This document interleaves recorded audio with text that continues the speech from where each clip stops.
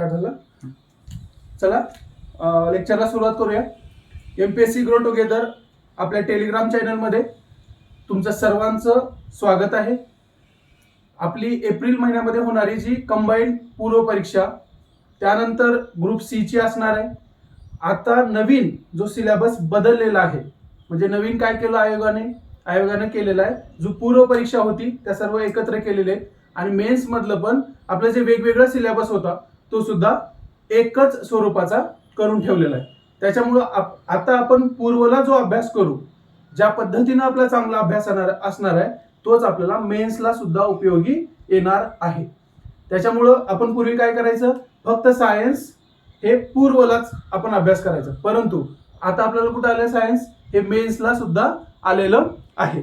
मग त्याच्यामुळं प्रत्येक विषयाची आयोगाने दिलेली मेन्सला वेगळी भर आहे, पूर्वला वेगळी भर आहे. परंतु आपल्याला अभ्यास करत असताना आपला अभ्यास कसा एक अंगी न होता मेन्स प्लस पूर्व ह्या दोन्हीचा संगम आपल्या अभ्यासात झाला पाहिजे, बरोबर. त्याच्यासाठी काय स्ट्रॅटेजी असावी आतापासूनच. आणखी एक प्लस म्हणजे काही जणांसाठी प्लस आहे, काही जणांसाठी ते आव्हान आहे, माझ्या सारख्या आणि तुमच्या सारख्या पण, की आयोगाने 50 मार्काचं मराठी आणि 50 मार्काचं इंग्लिश केलेलं आहे. मग त्याच्याकडेही आतापासूनच बघितलं पाहिजे, तरच आपला जो पहिल्या अटेम्प्ट मध्ये असेल किंवा पूर्व निघाल्यानंतर आपण जे इंग्लिश कडे भर देतो तेही आपलं कमी असेल.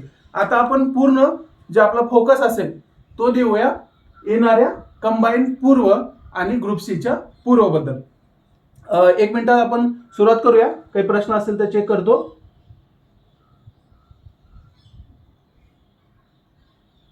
ओके, तुमच्याकडे दिलेली जी पीडीएफ आहे ती पीडीएफ तुम्ही पाहू शकता. त्याच्यामध्ये आपण प्लॅन ऑफ ऍक्शन म्हणजे आपल्या कंबाईनचा काय फोकस असावा पूर्व परीक्षेचा अभ्यास करत असताना त्याच्याबद्दल त्याच्यामध्ये चर्चा केलेली आहे. त्यातला पहिला जो विषय होता, जो पहिला विषय आहे आपला तो म्हणजे चालू घडामोडी. सिलेबस नुसारच आपण अभ्यासाला म्हणजे आपली स्ट्रॅटेजी कशी असावी त्याच्यावर चर्चा करूया. पहिला विषय आहे चालू घडामोडी. चालू घडामोडी आपण अभ्यास करत असताना म्हणजे एमपीएससी ची सुरुवात ते शेवट आणि आपल्या आयुष्यभर आपण चालू घडामोडी करणारच असतो. आणि सगळ्यात जास्त आपण जो विषयाला वेळ देतो तो म्हणजे चालू घडामोडी. म्हणजे आपण ज्यावेळेस लायब्ररीत जातो, लायब्ररीत गेल्यानंतर पेपर आला टेबलवरती की सगळ्यात लवकर आपल्याला पेपर भेटला पाहिजे आणि 1-1.5 तास आपल्याकडे कसा असेल हे आपण ट्राय करत असतो. तर तितकी आवश्यकता आहे का त्या विषयाला, किंवा इतकं राजकारणाच्या न्यूज असतील किंवा बाकी भरपूर न्यूज असतील त्या वाचणं हे आपल्याला महत्वाचं आहे का, तर इतकं महत्वाचं नाहीये. मग जर तुम्हाला पूर्व परीक्षा आणि मुख्य दोन्हींचा विचार करून जर त्या विषयाचा अभ्यास करायचा असेल तर चालू घडामोडी हा जो टॉपिक आहे याच्यावर अभ्यास म्हणजे याचा अभ्यास करत असताना आपलं दररोजचं काय शेड्यूल असावं आणि आपलं पूर्व आणि मुख्य परीक्षेसाठी काय फोकस असला पाहिजे.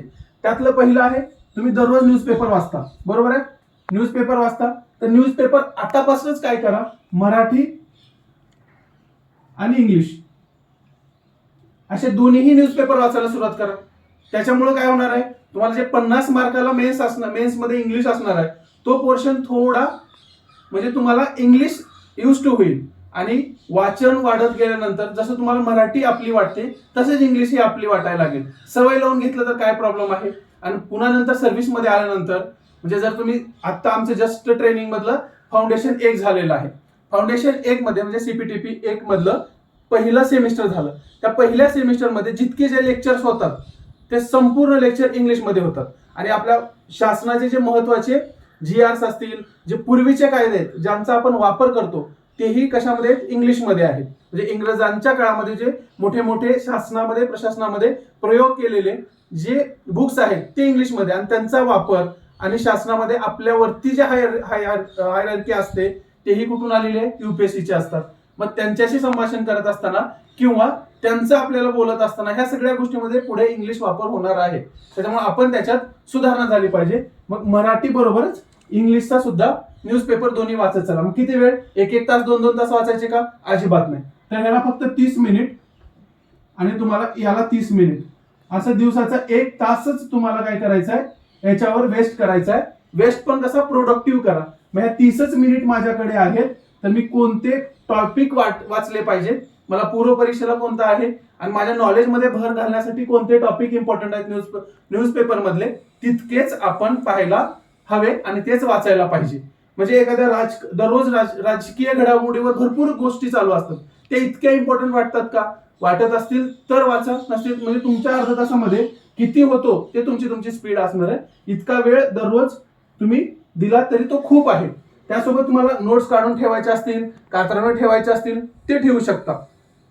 आणखी मग आता हे झालं तुमचं दररोजचं करंट अफेअर. मग किती 30 मिनिट इंग्लिश आणि 30 मिनिट मराठीला तुम्ही देताय. त्याच्यानंतर मग वर्षभराचं एकत्र जे आपल्याला परीक्षेला येतं, मग त्याच्यासाठी काय करायचं, त्याच्यासाठी एक पीडीएफ पण आपल्या चॅनलवरती शेअर करून ठेवलाय. त्याच्यामध्ये मी तुम्हाला समोर लिहिलंय की 1 वर्षाचं मिनिमम 1 ते 1.5 वर्षाचं आपल्याला काय असलं पाहिजे, करंट म्हणजे अभ्यास केलेला असला पाहिजे, माहित असलं पाहिजे. येतं कुठं, परीक्षेची तारीख जर एप्रिलमध्ये असेल तर एप्रिल पासून 6 महिने ते 8 महिने पाठीमागचे हा जो एरिया असतो, हा एरिया जास्तीत जास्त प्रश्न इथूनच येणारे असतात. म्हणजे कुठं असेल, सप्टेंबर पासून म्हणजे सप्टेंबर 2022 पासून तुम्हाला जास्तीत जास्त प्रश्न आलेले दिसतील. पण त्याच्या अगोदरचं केलं पाहिजे का? 100% केलं पाहिजे. कारण 2-3 प्रश्न वेगवेगळे येतील, मग त्याच्यात आपले उत्तर म्हणजे ते प्रश्न चुकले नाही पाहिजेत. याच्यासाठी आपल्याला म्हणजे 1 वर्षाचं तरी करून टाकायचं. मग आपल्याला एप्रिलमध्ये एक्झाम होणार आहे. आता जानेवारीमध्ये भरपूर सारे बुक्स येतील 2022च्या वार्षिकीचे. 2022ची वार्षिकी येईल. 2022ची ज्यावेळेस वार्षिकी येईल ते तुमच्याकडे एक असावी आणि त्याला जास्तीत जास्त वेळेस वाचून ठेवा. मग ती कोणती वार्षिकी, जितक्या मार्केटमध्ये आहेत त्यापैकी एक उचला. तुम्हाला जे चांगली वाटते, ज्याची भाषा तुम्हाला समजते, ज्याच्यातनं जास्तीत जास्त कंटेंट असतो परंतु ते तुम्हाला पाठ होतो, अशा जे आहेत ते तुम्ही वाचलं पाहिजे. किंवा जर एखादा विद्यार्थी आहे तो वर्षभरच्या मासिक वापरतो, त्यांनी तेच रिव्हिजन केलं तरी बेस्ट आहे. वेगळं पुस्तक काही घ्यायची आवश्यकता नाहीये. तर या इतकं आपल्याला चालू घडामोडीमध्ये इतकं जरी केला तरी तुम्हाला जे 15 प्रश्न असतात त्या 15 पैकी मिनिमम 10+ तर मॅक्झिमम 12 पर्यंत जाऊ शकतो. 1-2 प्रश्न मागे पुढे चुकले तरी चालतात. कधी कधी तुम्हाला तुमच्या टप्प्यातला जर पेपर आला आणि तुम्ही वाचलेलं सगळं जर आलेलं असेल आणि 1-2 तुक्के लागले तर 13 पर्यंत सुद्धा प्रश्न येतात बरोबर. त्याच्यामुळे मिनिमम 10 ते मॅक्झिमम 12-13 इथपर्यंत आपण गेलं पाहिजे. आणि इथं गेलात तर तुम्ही आपलं जे टार्गेट आहे 60 मार्कांचं जे टार्गेट आहे, ओके, 60 मार्कांचं जे टार्गेट आहे ते अचीव करायला म्हणजे तुमचं इथंच किती 25%, 20%च्या जवळपास तुमचं टार्गेट अचीव करायला जाताय तुम्ही, म्हणजे एकदम जवळ जाते त्या मार्क्सच्या. हे झालं चालू घडामोडीबद्दल. आणि असं जर व्यवस्थित ठेवलं, आणखी एक दुसरी गोष्ट काय होते की आपण पेपर आला की जास्तीत जास्त चालू घडामोडी वाचायला बघतो, म्हणजे पेपरच्या जवळपास. तर नाही, तसं करायचं नाही. तर तुमचा पेपर आल्यानंतर त्याला सिस्टमॅटिक वेळ देत चला. आता जे इयर बुक येतील त्याला वेळ देत चला. म्हणजे एकदाच वाचायला घेतलं आणि पूर्ण वर्षभरचं एकाच वेळेस वाचलं असं अजिबात करू नका.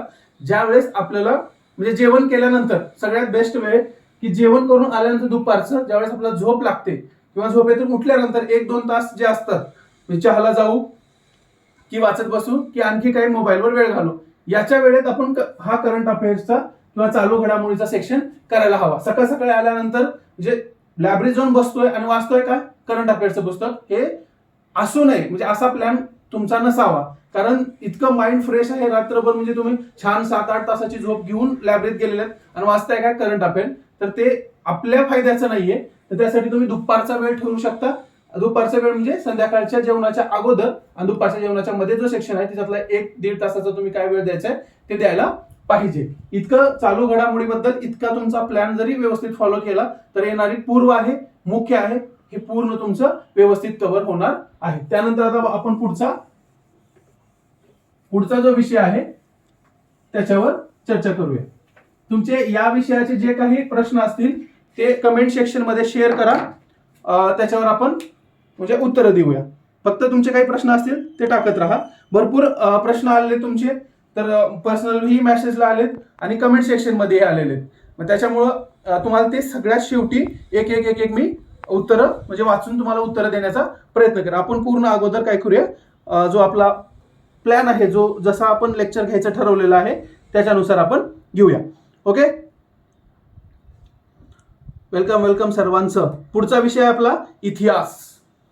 सर्वांचा सगळ्यात जास्त म्हणजे इतिहासाचं एक वैशिष्ट्य आहे ह्या विषयाचंच एक वैशिष्ट्य आहे खूप, इतिहास. म्हणजे मार्केटमध्ये किंवा आपले अभ्यास करत असताना कंबाईन असेल कोणतीही एक्झाम असेल, ज्याचे सर्वात जास्त पुस्तकं वाचले जातात तो विषय म्हणजे इतिहास आहे. बरोबर, सर्वात जास्त पुस्तकं. आणि सगळ्यात जास्त म्हणजे तुम्हाला कधी घेऊन जातो तो पूर्ण चांगल्या मार्कापर्यंत आणि कधी घेऊन जातो ते खूप खाली. म्हणजे अशी वेळ येते जो मुलगा पहिल्या प्रीला 12-13 प्रश्न बरोबर आलेले असतात, तेच 3 महिन्यानंतर ज्यावेळेस पूर्व मुख्य होते त्यावेळेस तो डायरेक्ट 7-8 पर्यंत येतो.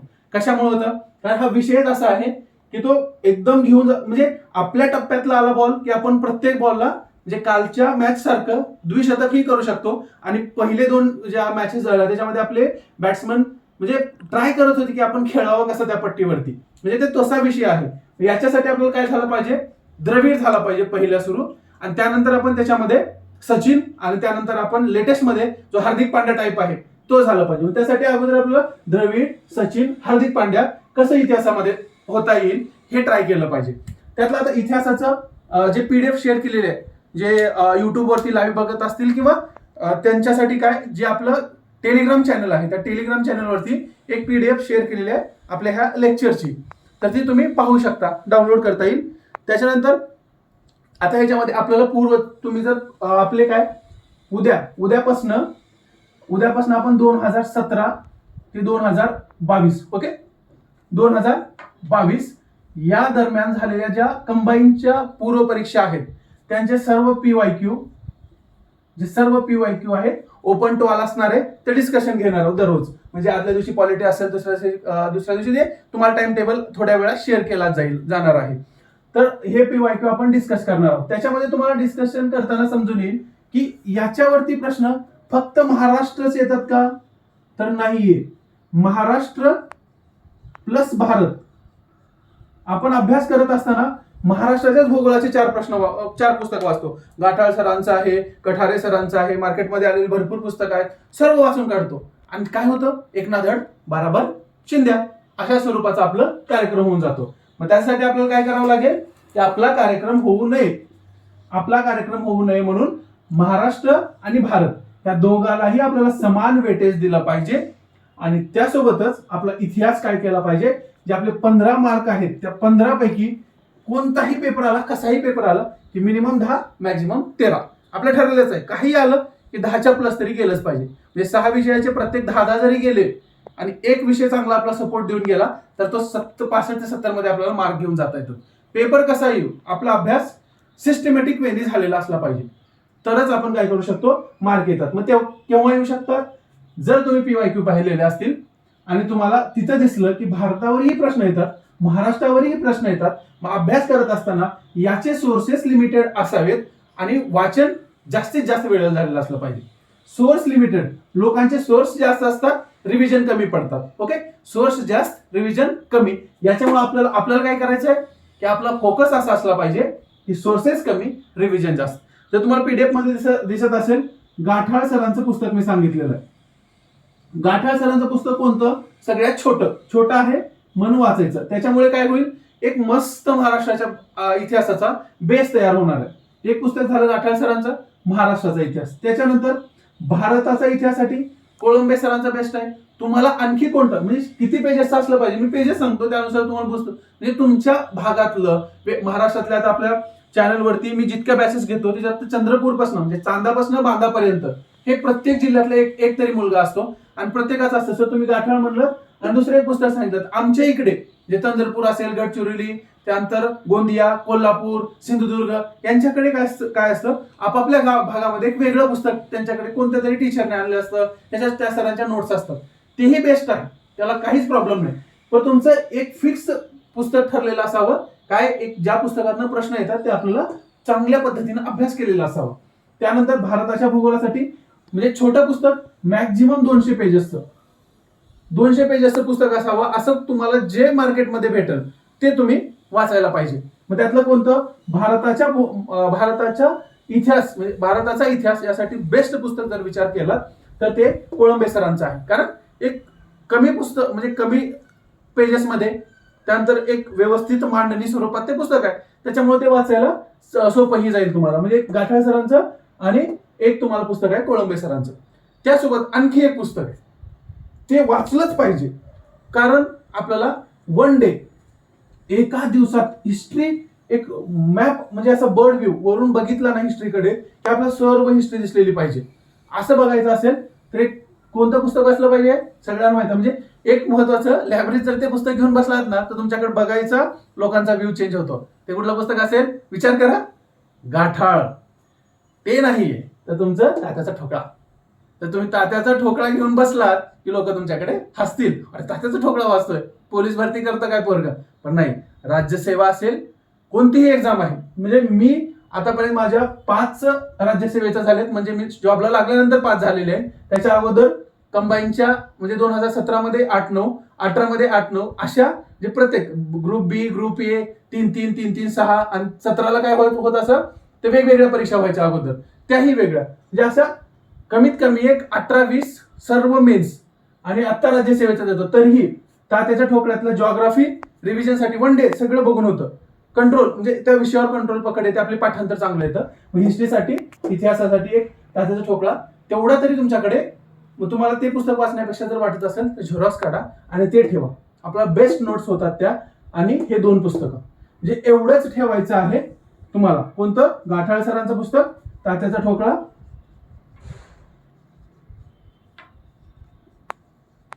आणि आहे कोळंबे सरांचं पुस्तक.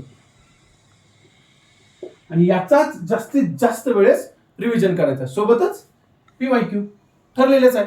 पीवायक्यू आपल्याला सोबत आलेच पाहिजेत. Okay, thank you. भरपूर मोठ्या प्रमाणात तुम्ही प्रतिसाद देताय त्याबद्दल. इतिहास हा सेक्शन इथं झालेला आहे. तुम्हाला पुस्तकं कळाले. त्याच्यानंतर तुमचा अभ्यासाचा त्याचा कसा फ्लो असला पाहिजे किंवा पॅटर्न कसा असला पाहिजे हे आपण चर्चा केल्या. आता त्यानंतर आपण बघतोय पुढचा विषय आहे तो म्हणजे भूगोल. जो गोल तो भूगोल. आणि आपल्याला सर्वात जास्त म्हणजे माझं तरी पहिलं मत आहे की ज्याला भूगोलमध्ये म्हणजे 15 प्रश्न आले, 13+ आले तरच तो पूर्व परीक्षा पास होऊ शकतो. मिनिमम 13 मार्क आले पाहिजेत तरच पूर्वमध्ये, म्हणजे पहिल्या आन्सर कीनच आपल्याला कॉन्फिडन्स येतं किंवा माहित असतं की मी पूर्व परीक्षा पास होणार आहे. याच्यात आलेच पाहिजे. मग जर तुम्ही मागचे 2019, 20, 21 चे पेपर बघितले तर तुम्हाला दिसून येईल की भूगोलावरती प्रश्न कसे येत आहेत. भूगोलाचा फक्त आता जे जुन्या पद्धतीने जर तुम्ही अभ्यास करायला लागलेला असाल तर भूगोलावरती सगळे प्रश्न आपण काय करतो, आपल्याला वाटतं की महाराष्ट्राच्याच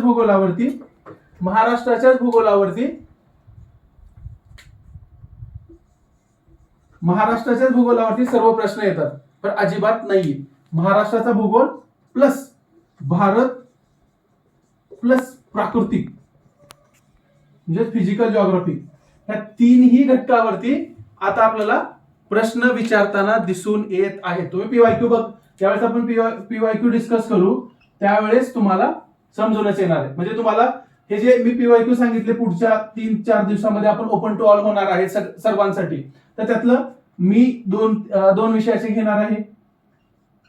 त्याच्यानंतर आपल्या एमजीटी टीम मधले संदीप पाटील सर, संदीप पाटील सर 2-3 विषयाचे घेणार आहेत आणि ज्ञानेश्वर बांगर सर.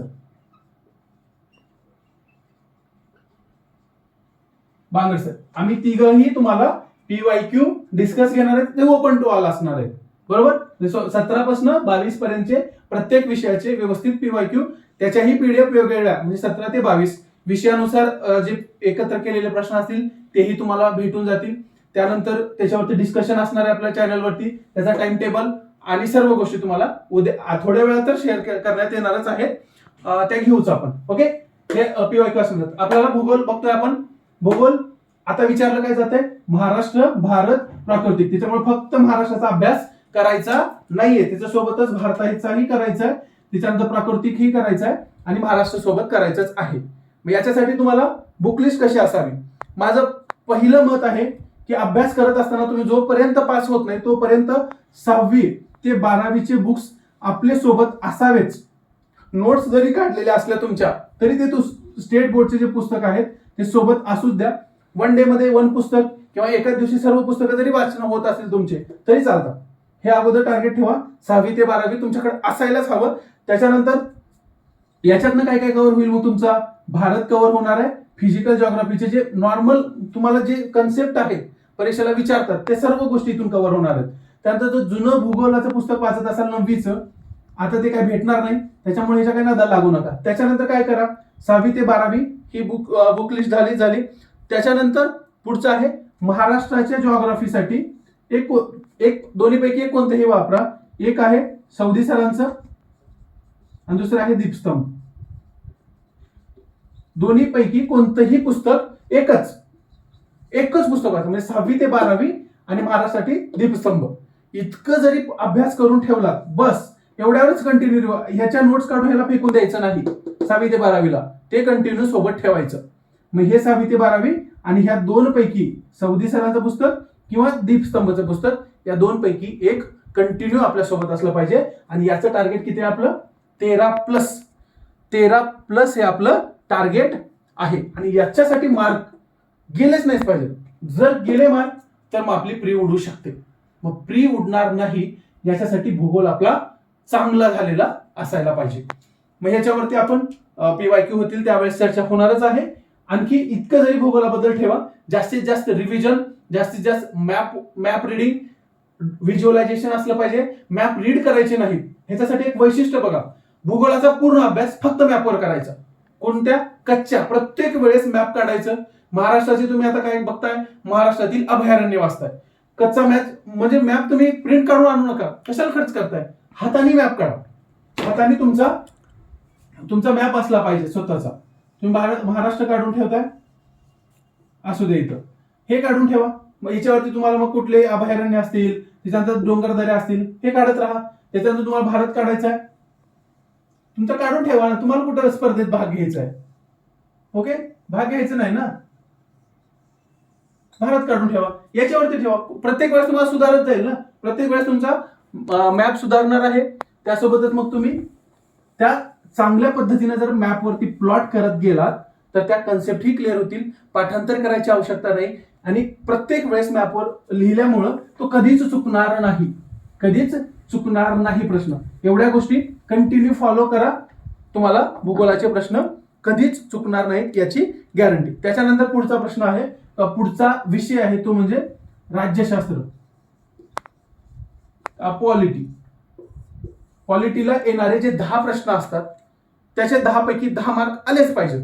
कधी कधी फक्त काय होईल, एखादा प्रश्न चुकला, सिली मिस्टेक झाली किंवा एक नवीनच कुठल्या तर पद्धतीचा प्रश्न आलेला पेपरमध्ये आणि ते आपल्याला आला नाही तर 9 ठीक आहे. मिनिमम 9, जास्तीत 10 येतच. त्याच्याशिवाय आपण पूर्ण पास होत नाही. आता काही इतके मुलं आहेत की ज्यांचा जिओग्राफी चांगला आहे, ज्यांचं राज्यशास्त्र चांगलं आहे, एवढं असूनही ते 40 ते 50 याच रेंजमध्ये अडकून बसतात. आणि मेरिट कुठे लागतो? त्यांना जर 45 असतील तर 46.5 लागतो. त्यांना जर 48 आले तर 49 लागतो. म्हणजे 1-1.5 मार्काने, छोट्या मार्कने मुलं जातात. मग त्यांना काय की जे बाकीचे विषय आहेत ते बूस्ट करण्यासाठी तुम्हाला PYQ सोबतच आपण तुम्हाला थोड्या वेळानंतर जे ग्रुपवरती शेअर केलं जाणार आहे ती बॅच पण येणार आहे. टेस्ट प्लस बॅच असं येणार आहे. ते आपण नंतर चर्चा करूया त्याच्यावरती. ह्याच्यामध्ये जे अडकणारे मुलं आहेत त्यांना बूस्टची गरज आहे, जोरात धक्क्याची गरज आहे. ते आपण बॅचमध्ये कव्हर करू, ते नंतर चर्चा करूया. आता येऊया राज्यशास्त्र. आणि या राज्यशास्त्र मी इतके मुलं बघितलेले आहेत की राज्यशास्त्र, जिओग्राफी ते चांगल्या पद्धतीनं समजावू शकतात कुणालाही. आणि तशा मुलांची गरज कुठं आहे तर मेन्सला गरज आहे. तुम्हाला ASO मध्ये 55 मार्क आहेत आणि 55 पैकी 55 घेऊ शकता. म्हणजे जर तुम्ही चांगलं प्री पास झालात तर तुम्हाला 1 स्ट्रोक मध्ये तुम्ही ASO होऊ शकता.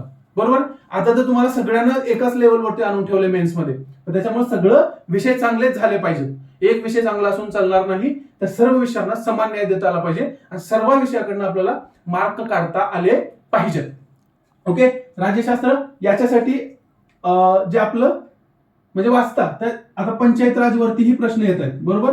राज्यशास्त्र आणि पंचायत राज दोन्ही वरती प्रश्न येत आहेत. जर तुम्ही दोन्ही 19, 20, 21च्या 22ची पूर्व बघितलेली असेल तर तुम्हाला पंचायत राज वरती प्रश्न आलेले दिसून येतील. तर तुम्हाला बुक लिस्ट आणि याची अभ्यासाची स्ट्रॅटेजी जर विचार केला तर सर्व जे वाचतात ते बुक आहेत कोळंबे सरांचं किंवा एम लक्ष्मीकांत, या दोन्हीपैकी कोणतंही एकच करायचं. पूर्वला हे दोन्हीपैकी एकच करायचं, त्याला 100 वेळेस रिव्हिजन करत राहा. ह्या दोन्हीपैकी एकच. आणि पंचायत राजचा जर विचार केला, तुम्ही जे वाचताय ते त्याच्यावर जर कमांड आलेले असेल तर तेच वाचा, परंतु माझा रेफरन्स असेल किंवा मी तुम्हाला ते सांगेल ते म्हणजे मनोज राऊत सरांचं पुस्तक. मनोज राऊत सरांचं जे स्वतः बीडीओ आहेत आणि त्यांनी पंचायत राजचं पुस्तक लिहिलेलं आहे. एकदम छान पुस्तक, म्हणजे 70 ते 80 पेजेस मध्ये छोटे आपले जे नोटबुक असते ना, अशी नोटबुक, अशा नोटबुकच्या साईज मधला तो म्हणजे पुस्तक आहे. तर ते एकदम नोटबुकच्या स्वरूपातलं पुस्तक, त्याच्यामुळे काय होतं, वाचायला सोपं, घेऊन फिरायला सोपं आणि लवकर आपल्याला त्याच्यावरती कमांड येऊ शकते. जास्तीत जास्त रिव्हिजन महत्वाचं आहे, पाठांतर महत्वाचं आहे. आपोआप काय होतील, मार्क येणार आहेत. मग तेव्हाच काय होईल, तुम्हाला 9 ते 10 रेंज मध्ये तुम्ही जाणार आहात. मग ह्या क्लब मध्ये जर जायचं असेल 9-10च्या, तर तुम्हाला ह्या 2 पुस्तकावरती, ह्या 2 पैकी एक आणि याच्यावरती कमांड आली पाहिजे. सो त्याच्यावर मायक्रो नोट्स नसतील तर त्याला जास्तीत जास्त रिव्हिजन हे आपल्याला अपेक्षित आहे. सोबतच तुम्हाला PYQ करायला पाहिजे, तरच काय होईल, याच्यावरती तुम्हाला कमांड येणार आहे. ओके, त्याच्यानंतर पुढचा विषय घेऊया आपण. थोडं फास्ट घेतो, आणखी आपल्याला बाकी विषयावरती चर्चा करायच्या आहे. त्याच्यानंतर विज्ञान, सायन्स आपण भरपूर पुस्तकं वाचतो, मार्क येत नाही. याच्यात हा विषय असा आहे की यांनी जर तुम्हाला सपोर्ट दिले पेपरमध्ये तर तुम्ही 100% पूर्ण पास होता, आणि यांनी जर साथ सोडली तर मग तळ्यात मळ्यात राहतो आपण. म्हणजे पहिल्या किनीत जर आपल्याला इन व्हायचं असेल तर यांनी साथ दिली पाहिजे. मग साथ कशी तर आपला 60 ते 70% याचे प्रश्न बरोबर यायला पाहिजेत. हे जे 15 प्रश्न आहेत त्या 15 पैकी जर आपला 9+ या विषयाने घेऊन गेलं, जे मायनस होऊन 9 जर याच्यामध्ये आले, 9+ जर मार्क आले तर आपण इन होतो 60च्या क्लबमध्ये, 60+च्या क्लबमध्ये पहिल्याच आन्सर कीनं आपण जाणारे होतो. बरोबर. त्याच्यामुळे काय होईल की तुम्हाला किती लागेल मेरिट, टेलिग्रामवरच्या चर्चा, त्याच्यानंतर मित्रांचे सल्ले, येणार की नाही याच्यात तुमचा वेळ जाणार नाही. पहिल्याच कीनी तुम्ही इन असणार आहात आणि आपल्याला अभ्यास करायला मेन्सला वेळ भेटणार आहे. आपले शांत राहत, त्याच्यासाठी आपला 60+च्या क्लबमध्ये गेलं पाहिजे. आणि याच्यासाठी आपल्याला विज्ञान हा विषय आहे तो 9+ मार्क आले पाहिजेत. मग याच्यासाठी सोर्सेस काय आहेत, तर पहिला सोर्स आहे स्टेट बोर्ड. स्टेट बोर्ड कोणते तर बाकी म्हणजे 6वी 7वी 8वी वाचून घेतलेले असेल तर ठीक, नाही वाचले तरी ठीक, पण तुम्ही 9वी आणि 10वीचे जे 4 बुक्स आहेत, 9वी 10वीचे जे 4 बुक्स आहेत ते स्वतःकडे आणि स्वतःचे ठेवा. 9वी ते 10वीचे, कारण याच्यावरती हे जे बेसिक सायन्स आहे म्हणजे सामान्य ज्ञान, विषयाचा टॉपिकच आपला काय, सामान्य ज्ञान येतो. तो जो सामान्य ज्ञान जो घटक आहे तो आपल्याला कंटिन्यू सामान्य ज्ञान आणि ह्या 8वी 9वी 10वीचे जे पुस्तक आहेत त्याच्यातनं तुमचं सामान्य ज्ञान कंप्लीट होऊन जातो. यासाठी 9वी 10वीचं पुस्तक कंटिन्यू सोबत राहू द्या. त्याच्यामध्ये बेस्ट काय बघा, छान पुस्तक आहेत, सिलेबस सगळा कव्हर होतो आणि सोबत मस्त चित्र दिलेले आहेत. मजा काय येते चित्र बघण्यात, आणि ते 9वी 10वीच्या मुलासाठी तयार केलेले पुस्तक आहे. आणि आपण तर अशा वयामध्ये अडकलो 25+ किंवा -+2-3 एज मध्ये, त्याच्यामुळे आपला हे पुस्तकं एकदम चांगल्या पद्धतीनं समजतील, दुसऱ्याला एवढं समजायची आवश्यकता नाही. सोबतच मार्केटमध्ये उपलब्ध असलेलं कोणतंही एक पुस्तक जे तुम्हाला सोयीस्कर आहे ते वाचाल तर तुमचा फायदा, नाही वाचाल तर आणखी तुमचा फायदा, ते तुमच्यावर डिपेंड आहे. परंतु हे कंपल्सरी आहेत आणि या 2 पुस्तकावरतीच 9+ मार्क येतात याची मला गॅरंटी आहे, कारण मी घेतलेले तशी. याच्या व्यतिरिक्त मी कोणतेही पुस्तक वाचलेलं नाहीये. हे कंटिन्यू तुमच्या सोबत असू द्या, 9वी आणि 10वीचं पुस्तक. ओके, 9वी 10वी, एकच मिनिट.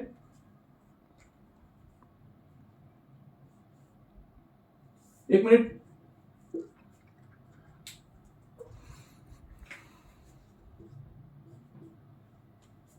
एक मिनिट, कोणती पेन चालते? ब्लू.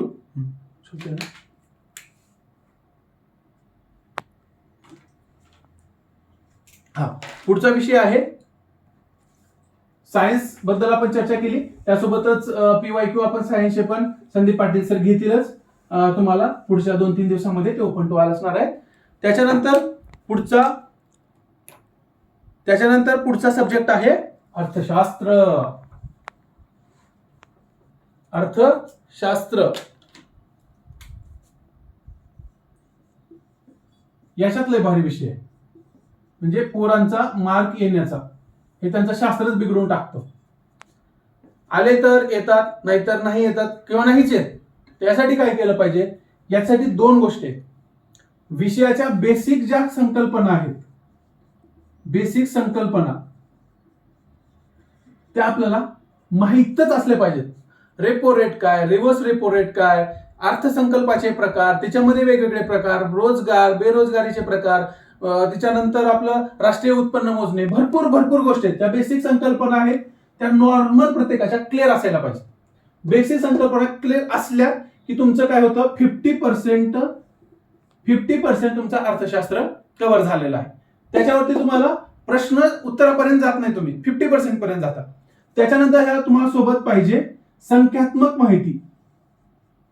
संख्यात्मक माहिती म्हणजेच काय, काही इसवी सन असतील, तिचा पर्सेंटेज असतील, नावं असतील, ह्या ज्या बाबी आहेत पाठ करायच्या त्या सोबत पाहिजेत. हे जेव्हा तुमचं दोन्ही एकत्र होईल, म्हणजे बेसिक संकल्पना ह्या तुम्ही समजण्यासाठी थोडं तुम्हाला मार्गदर्शनाची आवश्यकता आहे. संख्यात्मक माहिती पाठ करण्यासाठी तुम्हाला रिव्हिजनची गरज आहे. म्हणजे ह्या एका विषयामध्ये तुम्हाला बेसिक संकल्पना प्लस संख्यात्मक माहिती सोबत पाठ झाली पाहिजे, तरच काय होतं, याचं रूपांतर मग मार्कमध्ये होणार आहे. त्यासोबतच आणखी काय, मार्कमध्ये रूपांतर होण्यासाठी त्याची भाषा समजायला पाहिजे. तुम्ही जे पुस्तक वाचता, तुम्हाला जे शिकवलं जातं त्याच्यापेक्षा याची भाषा किंवा प्रश्न विचारण्याची भाषा एकदम वेगळी असते. मग ती जर तुम्ही प्रश्न बघितले, पीवायक्यू बघा, अर्थशास्त्राचे जे प्रश्न असतात त्यांची वाक्यरचनाच पूर्ण केलेली नसते किंवा त्यांची वाक्यरचना, त्यांचं ग्रामर वेगळंच राहतं. ते जेव्हा तुम्हाला समजलं, त्यांचं जेव्हा पॉझिटिव्ह अप्रोच तुमच्यामध्ये आला इकॉनॉमिक्सचा, तर तुमचा काय होणार आहे, याच्यामध्ये येणारे जे 15 पैकी मार्क आहेत ते जास्तीत जास्त 10+ होताना तुम्हाला दिसून येतील. 10+ होताना दिसून येतील. ते केव्हा होणार आहे, बेसिक संकल्पना, संख्यात्मक माहिती आणि प्रश्नांची भाषा समजणं. मग याच्यासाठी तुम्हाला बुक्स कोणते आहेत, माझा रेफरन्स असेल की तुम्ही ह्या दोन पैकी कोणतंही एक पण जास्तीत जास्त रिव्हिजन केलं पाहिजे. कोळंबे सरांचं बुक, त्याच्यानंतर दीपस्तंभचं आहे, त्याच्यानंतर अध्ययनचंही आलेलं आहे. मग तुम्हाला जे समजतं, ज्याची भाषा समजते ते पुस्तक तुम्ही वापरा. ज्याची भाषा तुम्हाला जास्तीत जास्त समजते ते पुस्तक आपण वाचलं पाहिजे. ओके, या 3 पैकी कोणतंही एकच पुस्तक ठेवा, कोणतंही एक पुस्तक ठेवा आणि या गोष्टी त्याच्यातनं कव्हर करण्याचा प्रयत्न करा. सोबत पीवायक्यू करा. तुम्हाला या विषयातलं 100% येताना दिसून येईल. ओके, इतकं ठीक आहे. तुमचे काही प्रश्न असतील, विषय वाईज चालू आहे ना, तुमचे काही प्रश्न असतील तर ते कमेंट सेक्शन मध्ये टाका. आपण त्याच्यावरती तुम्हाला उत्तर देऊया शेवटच्या वेळेत. त्याच्यानंतर पुढचा विषय आहे तो म्हणजे गणित आणि बुद्धिमत्ता. गणित आणि बुद्धिमत्ता, मॅथ आणि रिझनिंग. एक मिनिट.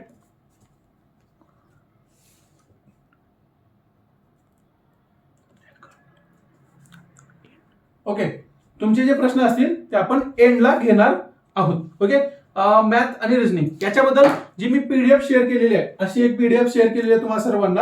त्या पीडीएफ मध्ये मी तुम्हाला लिहून दिलेलं आहे बघा, मॅथ आणि रिझनिंग करायचं कसं.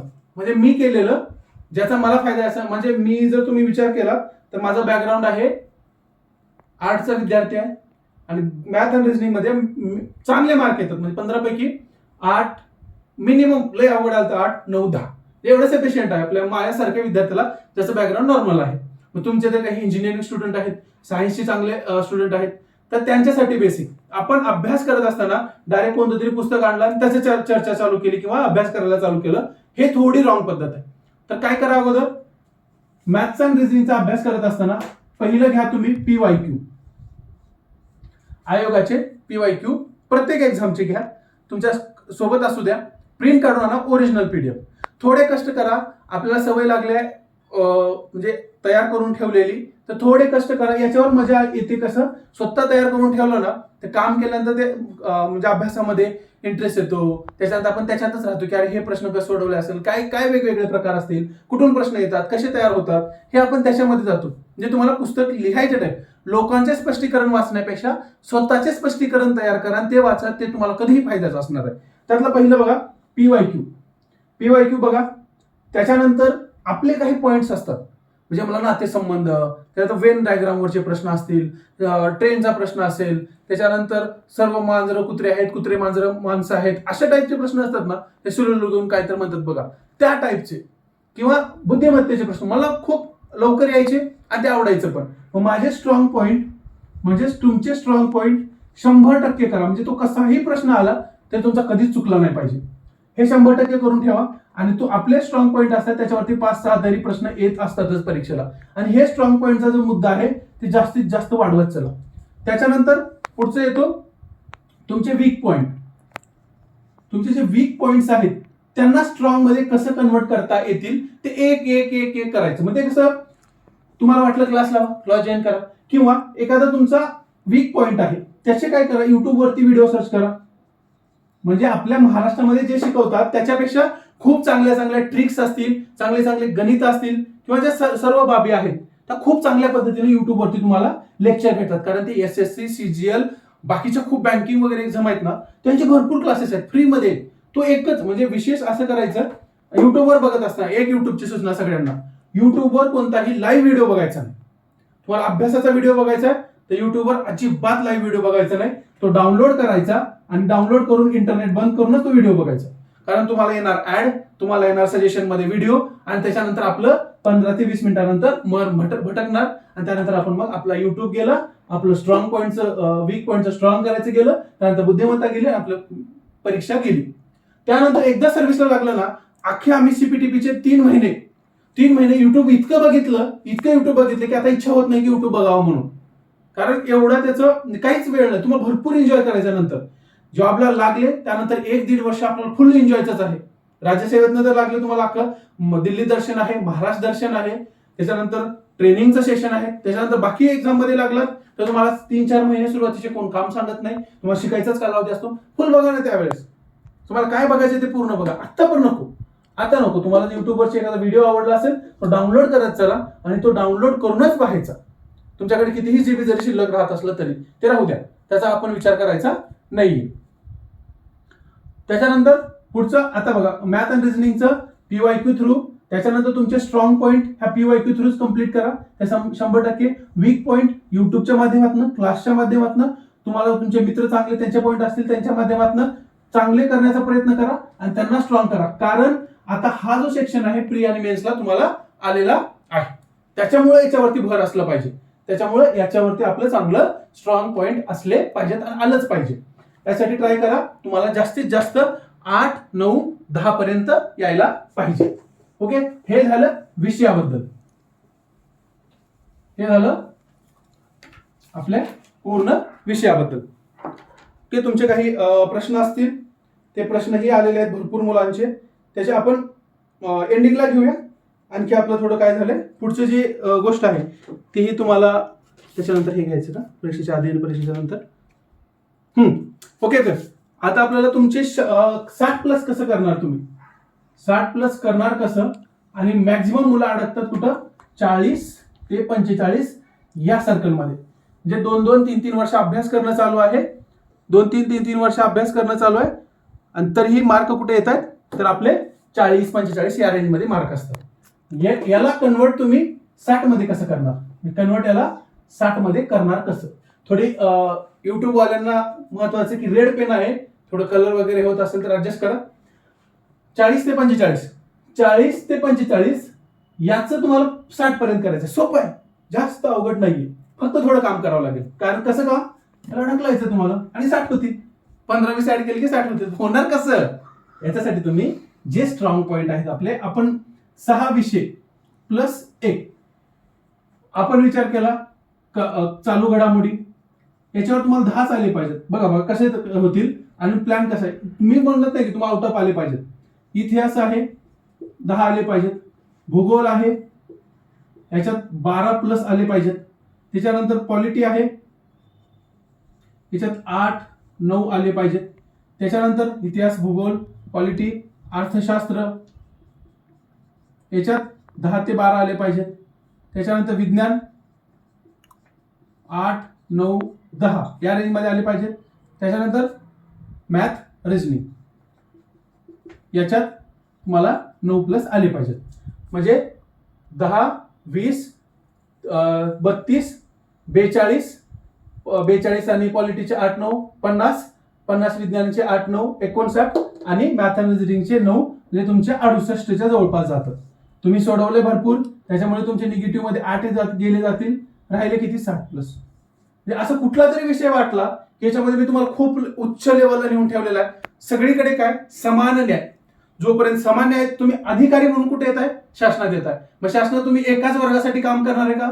अजिबात नाही. तुम्हाला सर्व लोकांसाठी काम करायचं आहे. तो गोरगरिबापासून स्वतः दररोज काम करणाऱ्या व्यक्तीपासून ते अंबानी म्हणजे एवढे मोठे दिग्गज लोक असतात, त्या प्रत्येक लोक तुमच्या समोर येणार. तसंच तुम्हाला आहे. चालू घडामोडीपासून मॅथ रिजनिंग म्हणजे हे तुमच्यासाठी असलेले 6-7 प्रकारचे, हे 7 प्रकारचे लोक आहेत असं समजा. आता लोकांना तुम्हाला समान न्याय द्यायचा आहे. जोपर्यंत तुम्ही सगळ्यांना समान न्याय देणार नाही, तोपर्यंत तुम्ही सक्सेसफुल अधिकारी होणार नाही. आणि सक्सेसफुल अधिकारी किंवा अधिकारी होण्यासाठी तुम्हाला 60+ मार्क पाहिजे. कोणतीही एक्झाम असू द्या, कितीही जागा येऊ द्या, तुम्ही पास होणार. यासाठी तुम्ही नॉर्मल आहेत. कुठंतरी असं वाटलं की अबनॉर्मल मी कोणती गोष्ट सांगितली तुम्हाला आणि ही कम्प्लीट होऊ शकतं आणि येतात, याच्यात आणखी तुम्हाला थोडं काय होणार आहे, प्लस मायनस होणार आहे. माझे मी सांगतो तुम्हाला, 2016ला सुरुवात केली. पहिली मेन्स दिलेली, पहिली प्री दिली होती 16 मध्ये. त्याच्यात मला 40, 42 असे मार्क असायचे. त्यानंतर 17ला म्हणजे 29 जानेवारी 2017 STI प्री, म्हणजे मी पास झालेली पहिली प्री, त्याच्यामुळे मला त्याचा डेट पण पाठ पाहिजे, बरोबर आहे ना? तसं तुम्हालाही पाठ झाल्या पाहिजेत.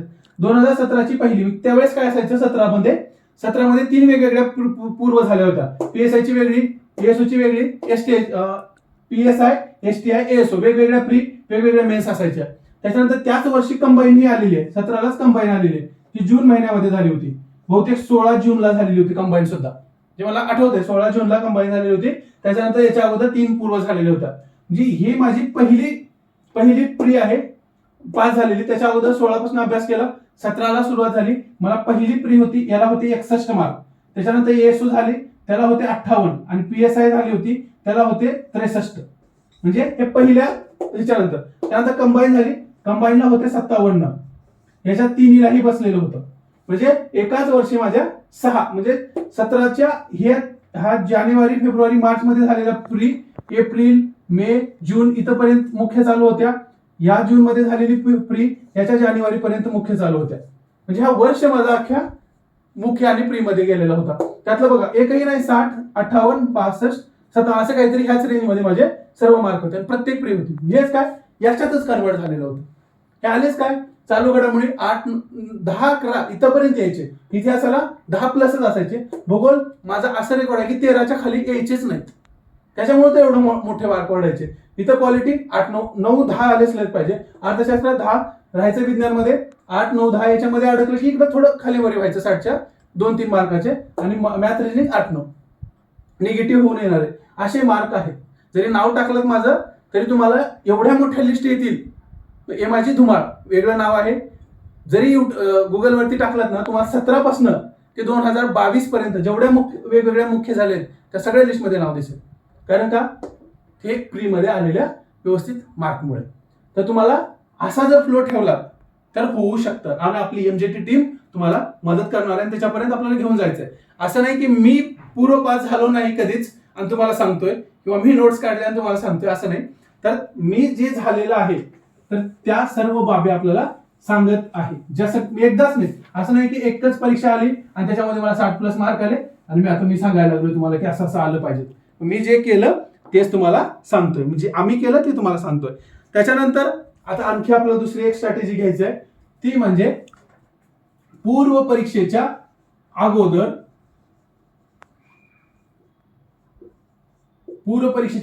काय प्लॅन असावा, म्हणजे आपल्या तयारीच्या काळामध्ये आणि परीक्षेमध्ये परीक्षेच्या हॉलमध्ये काय केलं पाहिजे, हेही आतापासूनच आपली तयारी असली पाहिजे. कशासाठी? तर परीक्षेच्या अगोदर जर बघितला तर 2 वर्षाचा अभ्यास करतायत, 1 वर्ष अभ्यास करतायत, थोडं बोर होतंय, काहीतरी किक पाहिजे आणि एवढे मोठे पैसे भरत पाहिजे नाही.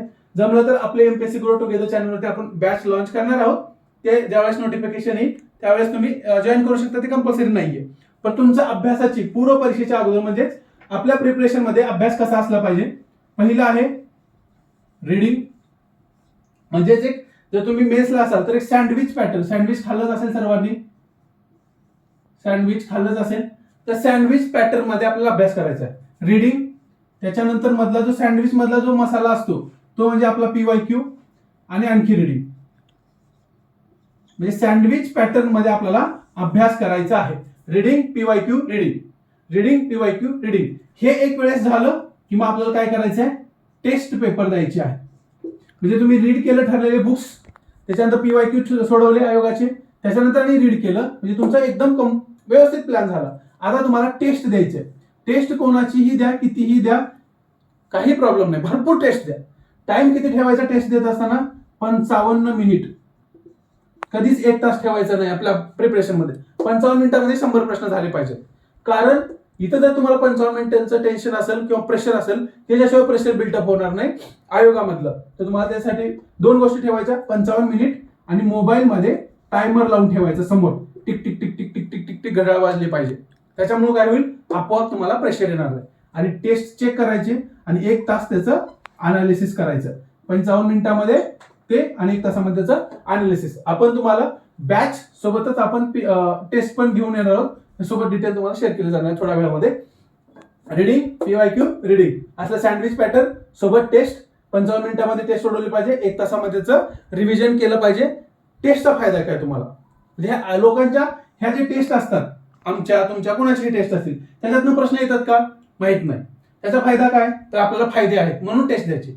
पहिली गोष्ट, काहीतरी विचार करून त्या व्यक्तीने टेस्ट काढलेली असते, त्याच्यामुळं त्यांनी काढलेले प्रश्न, त्यांनी ज्या विषयावर पॉइंटवर प्रश्न काढलेले आहेत, ज्या पॉइंटवर प्रश्न काढलेले आहेत, तो पॉइंट आपल्याला येतो का, तो पॉइंट आपल्याला येतो का, त्याच्याबद्दल आपल्याला माहिती आहे का, हे पहिलं आपल्याला क्लिअर झालं पाहिजे. त्याच्यानंतर दुसरं, ती गोष्ट आपल्याला एक वेळेस विचारली असल्यामुळं, प्रश्न सोडवल्यामुळे ती पाठ होईल. आणि आपण ज्यावेळेस नवीन पुस्तक आपण ज्यावेळेस वाचायला जाऊ, त्यावेळेस आयोगाचे प्रश्न, टेस्टवाल्यांचे प्रश्न, हे दोघं आपण ते शोधत राहू आपल्या रीडिंग मध्ये, की अरे इथून का प्रश्न काढलेला आहे, ह्याला काय वाटलं काढणाऱ्याला, की तिथं प्रश्न काढावा वाटला. तर त्याच्यामुळे आपल्याला ते एक एक गोष्ट आहे ना, तुम्हाला त्या पुस्तकामध्ये शोधायची सवय लागेल. आणि ते शोधल्यामुळं ज्यावेळेस आपण परीक्षा द्यायला जाऊ, त्यावेळेस आपल्याला ते पाठ होतील जास्त गोष्टी. आणि आयोगामध्ये प्रश्न आला त्याच्या रिलेटेड, टेस्ट तुम्ही 10 सोडवल्या, 5 फुल लेंथ वाल्या आणि 5 सब्जेक्टिव्ह, त्याच्यातले हे 100 प्रश्न आणि हे 100, 1000 प्रश्न सोडले. 1000 प्रश्नापैकी तुमचे जर 20 जरी परीक्षेमध्ये दिसले, संबंधित दिसले, बरोबर आहे, ते दिसले, तर तुम्ही 1 मिनिट, बॅटरी 1च मिनिट.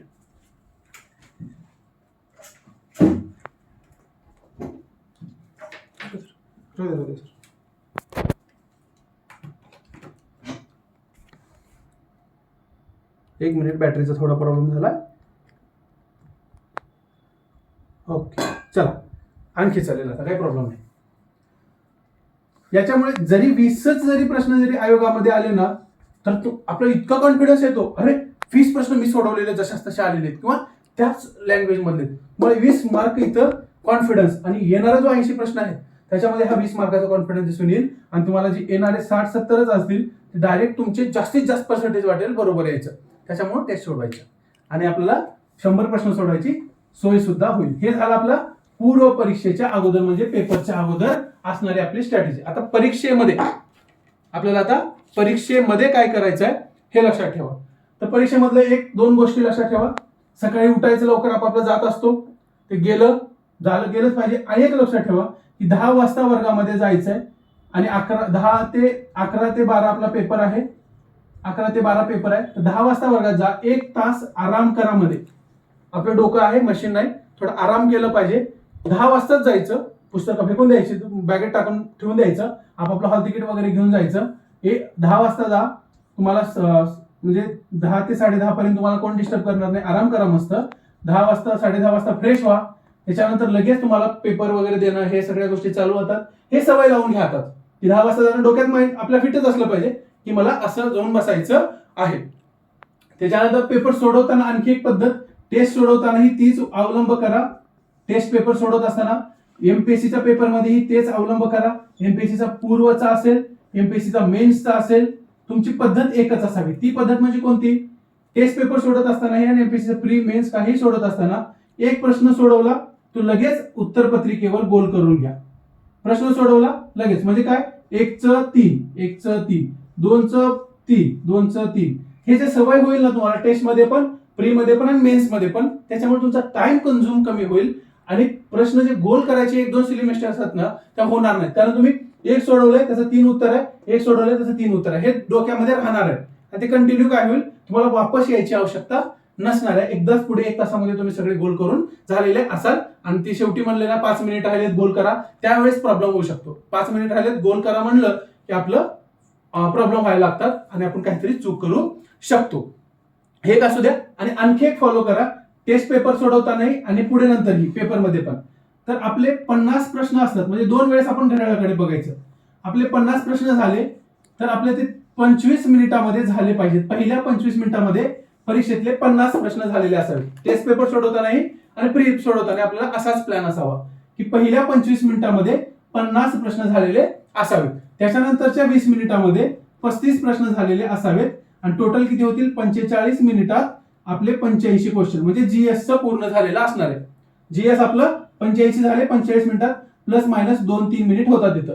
राहिलेले जे 15 मिनिटाच्या जवळपास मिनिट असतात ते आपल्याला मॅथ आणि रिझनिंग कडे द्यायचंय. पूर्ण मॅथ आणि रिझनिंग सोडायचं का 1 प्रश्न 15 पर्यंत? तर नाही, याच्यातले सिलेक्टिव्ह ठरवायचं. हे मला येतं, 1 नंबरचं येतं, 7 नंबरचं येतं, 12 नंबरचं येतं, 3 नंबरचं येतं, 4 नंबरचं येतं. हे अगोदर सोडवा, नंतर दुसरा टप्पा ठेवा. हे 5 झाले, 5 टिक करून घ्या. नंतर उरलेल्या टायमिंग मध्ये आणखी 2-3 सोडा. पूर्ण प्रश्नपत्रिका वाचायची सवय करून घ्या. त्याच्यामुळे काय होतं, आपण पूर्ण प्रश्नपत्रिका वाचतो आणि त्याचा फायदा आपल्याला मार्क मध्ये कन्वर्ट करण्यामध्ये होतोच. ज्या व्यक्तीची पूर्ण प्रश्नपत्रिका वाचून होते त्याला कमी मार्क येतील असं कधीच होत नाही. अटेम्प्ट जास्त होतो, पूर्ण प्रश्नपत्रिका वाचलेली असते आणि त्याला ज्यावेळेस समजतं, ज्यावेळेस चांगला अभ्यास झालेला असतो त्याचीच पूर्ण प्रश्नपत्रिका 1 तासामध्ये वाचन होत असते. एक मिनिट.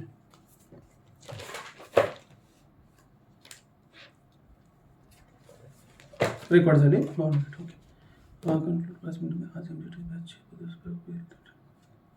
हा ओके. एवढा वेळ आपण कंबाईन आणि येणाऱ्या ज्या पूर्व परीक्षा आहेत त्याच्यामध्ये 60+ स्कोर कसा करायचा किंवा राज्यसेवाही असू द्या 60+ जर बरोबर आले तर 120च्या जवळपास जातात आणि पहिल्याच वेळेपासून आपल्याला हे काय होतात, उत्तर यायला लागलेले असतात. Best way. आता याच्यासोबत आमच्यासोबत तुम्हाला कंटिन्यू जोडण्यासाठी पुढचे आता उद्यापासनं आम्ही 2017 ते 2022 यामध्ये झालेले कंबाईन ग्रुप बी याचे PYQ डिस्कस करणार आहोत. रोज आम्ही तिघं पण, मी, संदीप पाटील सर, बागर सर तुम्हाला विषय घेऊन येतील. अल्टरनेट डे आम्ही विषय घेऊन येऊ, त्याचे पेपर ही ग्रुपवरती टाकले जातील. त्याच्यानंतर एक्सप्लेनेशनचे पेपर आणि त्याच्यावरती डिस्कशन आपण घेऊया. हे PYQ ओपन टू ऑल आहेत सगळ्यांना. तुमच्यापर्यंत पॉम्पलेट आलेला असेल, नसेल पॉम्पलेट आलेला असेल तर तुमच्या मित्रांपर्यंत शेअर करा. गावाकडचे मित्र असतील प्रत्येकाला शेअर करा. त्यासोबतच आपण त्याच्यानंतर आपली आता थोड्या वेळातच आपण ग्रुपवरती बॅच बद्दल डिटेल टाकूया. कंबाईन आणि ग्रुप बी, ग्रुप सी आणि ग्रुप बी दोघांसाठीही जी पूर्व परीक्षा आहे त्यासाठी 2 मंथ त्याच्यामध्ये डिटेल तुम्हाला माहिती आहे. बॅच बद्दल डिटेल म्हणजे केव्हा कोणता पेपर घेतला जाणार आहे सगळं डिटेल तुम्हाला त्या पॉम्पलेटमध्ये दिलेलं आहे. आणि कोणकोणते विषय काय काय बाबी आहेत, फीसच्या असेल, त्याच्यानंतर टेस्ट पेपरच्या असेल, सगळ्या बाबी तुम्हाला त्याच्यामध्ये दिलेल्या आहेत. आपण कंबाईनची बॅच घेऊन येतोय. फास्ट ट्रॅक बॅच आहे ती तुम्हाला 8-9 दिवसामध्ये एक विषय, 8-9 दिवसामध्ये एक विषय रिव्हिजन करून देणं आणि तुमच्याकडनं रिव्हिजन करून घेणं आणि तुमच्यासाठी अहोरात्र म्हणजे अवेलेबल असणं, हे आम्ही बॅचच्या माध्यमातून तुम्हाला घेऊन येतोय. त्याच्याबद्दल डिटेल्स जे आहेत ते तुम्हाला ग्रुपवरती शेअर करतील. जे शेअर केलेले आहेत आपण बॅचमध्ये 2 गोष्टी आहेत. एक रिव्हिजन लेक्चर्स आहेत. रिव्हिजन लेक्चर म्हणजे सगळ्या विषयाचे लेक्चर्स असणार आहेत आपल्या व्हॉइस चॅटच्याच माध्यमातून. प्रायव्हेट चॅनलवरती असेल ती सब्जेक्ट शिकवले जातील. सोबतच तुम्हाला टेस्ट आहे. टेस्टमध्ये 5-5 आहेत ना, 5 सब्जेक्ट वाईज म्हणजे सब्जेक्टच्या वेगवेगळे एक टेस्ट होतील आणि कंबाईन 5 टेस्ट होतील. त्याचा टाइम टेबल आणि त्याच्या डिस्कशनचा टाइम टेबल सगळं आपल्याला त्या बॅच आता जे थोड्या वेळात 2 ते 3 मिनिटात ग्रुपवरती शेअर केलं जाईल त्याच्यामध्ये असणार आहे. त्याच्या डिटेल माहिती त्याच्या खाली नंबर आहेत त्या नंबरवरती फोन करा. तुम्हाला काही विचारायचं असेल तर विचारू शकता. पाटील सर असतील, मी आहे, बांगर साहेब सर आहेत, कुणालाही विचारू शकता तुम्ही. त्याच्यातला दोन्ही पॅटर्न आहेत, रिव्हिजन आहे त्यानंतर टेस्ट, दोन्ही तुम्हाला एकदम माफक दरात. दर म्हणजे काय, तुम्हाला फक्त रिव्हिजन आणि टेस्ट आमच्या सोबत जोडण्यासाठी हे केलेलं आहे, ते तुम्ही करू शकता.